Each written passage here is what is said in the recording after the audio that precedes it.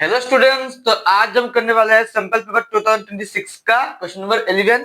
तो देखो, ये जो क्वेश्चन है ये थोड़ा इंपॉर्टेंट है। ऐसा आ सकता है या इससे सिमिलर कुछ क्वेश्चन आ सकता है, ठीक है। तो इसको कैसे करना है वो देखो।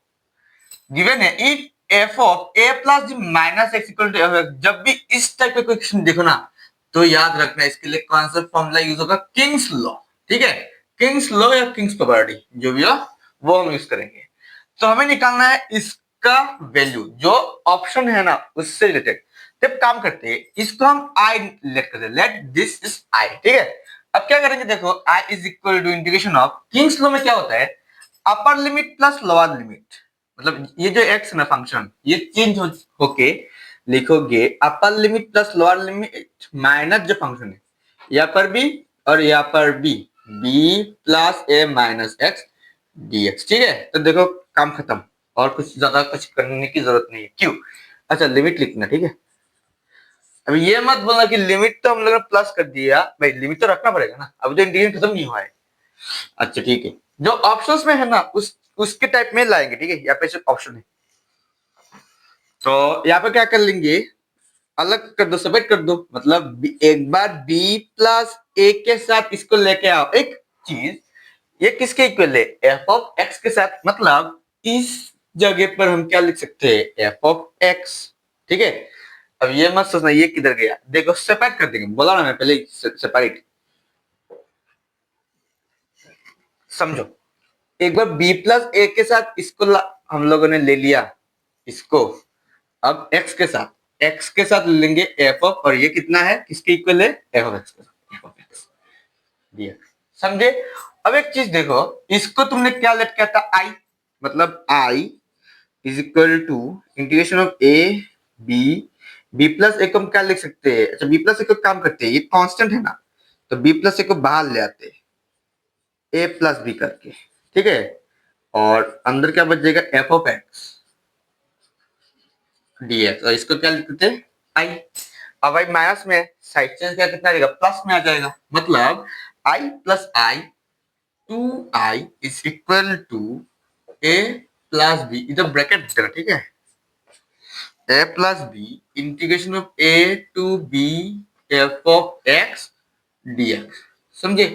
तो आई इज इक्वल टू क्या बच जाएगा, A plus B divide by two integration A to B F of X DX. लो खत्म। ये कौन सा ऑप्शन है, D, option D is correct. लो इसको जल्दी नोट कर लो। अब 12 नंबर क्वेश्चन देखने से तो दिमाग घूम गया सर, इसको कैसे करेंगे। तो देखो एक चीज, पूरे साल भर जो मैथ किया है ना वो आज जाके पता चलेगा। देखिए पूरे साल में अगर तुमने ठीक से पढ़ाई किया है, ठीक से होमवर्क किया है, मैथ प्रैक्टिस किया है, वो सब कुछ आज सीखने को मिलेगा कि तुमने कितना मेहनत किया है, तुम्हारा प्रिपरेशन कितना अच्छा है, वो अब पता चलेगा, ठीक है।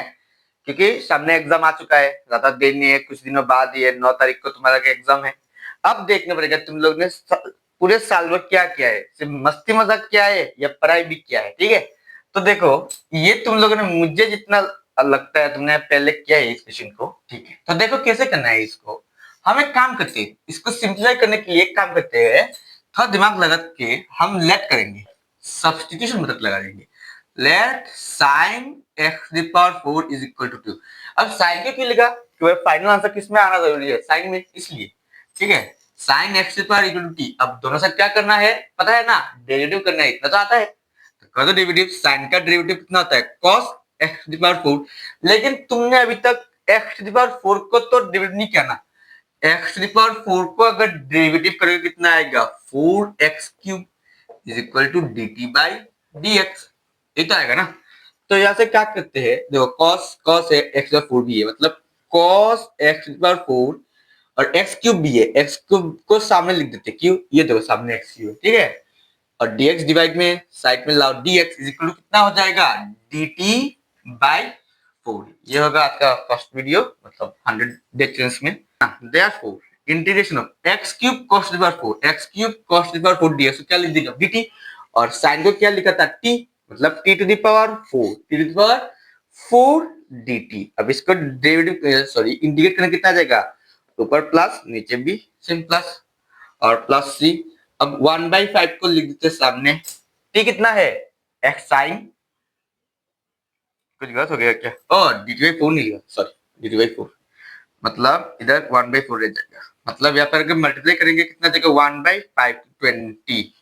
और t कितना है, साइन t क्या लिखा था हम लोग, साइन पावर में 5 मतलब साइन की पावर 5 x की पावर 4 प्लस c मतलब a कितना हो गया, 1/20। समझे? अगर समझ में आया तो लाइक और शेयर सब्सक्राइब जरूर करना, ठीक है। तो क्वेश्चन नंबर 13 में क्या गिवन है, क्वेश्चन पढ़ लो पहले। A bird throw a distance in a straight line given by the vector I to j plus k k। मतलब एक बर्ड मान लो इस साइड से ऐसे फ्लाई कर रहा है, और a man standing beside the straight metro rail, एक मैन क्या है, एक मेट्रो रेल की तरफ स्ट्रेट में खड़ा है, ठीक है। Beside the straight metro rail track given by, rail का जो इक्वेशन होगा वो ये है। तो हमें क्या निकालना है, प्रोजेक्शन। तो देखो ये जो सवाल है ना, ये थोड़ा इम्पोर्टेंट है, ये आएगा ना इस टाइप का क्वेश्चन आ जाएगा। इसको कैसे करना है वो भी ध्यान दो। देखो हम क्या करेंगे, ये तो है ना, अब प्रोजेक्शन कैसे निकालते हैं, A dot B by mod of B, ये तो आता है ना। अब हमें बी निकालना होगा, क्या निकालना होगा, बी। तो देखो बी कैसे निकालेंगे, इसको हम थोड़ा मतलब छेड़खानी करेंगे इसके साथ। या काम कर सकते हैं, 3i प्लस लेमडा आई लिख सकते हैं, इधर 2 लेमडा जे कैप माइनस जे कैप प्लस 3 लेमडा के कैप। तो एक काम करते हैं, जो नॉर्मल वाले है ना उनके एक साथ लाओ, 3i कैप माइनस जे कैप, और के नहीं है नीट ने छोड़ दो, या से लेमडा लेमडा लेमडा ले लो कॉमन, तो क्या बचेगा, I cap plus 2 J cap plus 3 K cap. तो देखो हमें क्या आता है, R vector is equal to A plus lambda B vector, मतलब ये बी होगा, ये मतलब लो आ गया, बी वेक्टर कितना है, आई cap plus 2 J cap plus 3 K cap. इसको बोलते हैं स्टैंडर्ड फॉर्म, ठीक है, स्टैंडर्ड फॉर्म शॉर्टकट में लिख दिया। अब तो प्रोजेक्शन आ जाएगा ना, अब तो प्रोजेक्शन झटाक से आ जाएगा। प्रोजेक्शन फॉर्मूला क्या होता है, A vector dot B vector divide by B vector. अब तुम्हें किसके साथ प्रोजेक्शन निकालना है, बर्ड के साथ। बर्ड के लिए ए कितना है, इसको एडजस्ट कर दो, ठीक है, मतलब मिटा दो। तो हम लोग का ए क्या है, आई प्लस 2j प्लस के मल्टीप्लाई बाई बी कितना है, आई प्लस 2j प्लस 3k, और नीचे क्या आ जाएगा, मॉड, इसका मतलब इसका मॉड निकालेंगे कितना जाएगा, रूट ओवर 1 का स्क्वायर प्लस 2 का स्क्वायर प्लस 3 का स्क्वायर, ठीक है, समझे। अब ठीक है, अब इससे क्या आता है, 1 1 जा 1 प्लस 2 2 जा 4 3 1 जा 3, और नीचे कितना आ जाएगा, 1 प्लस 4 प्लस 9, तो इधर कितना आ जाएगा, 5 8 5 14।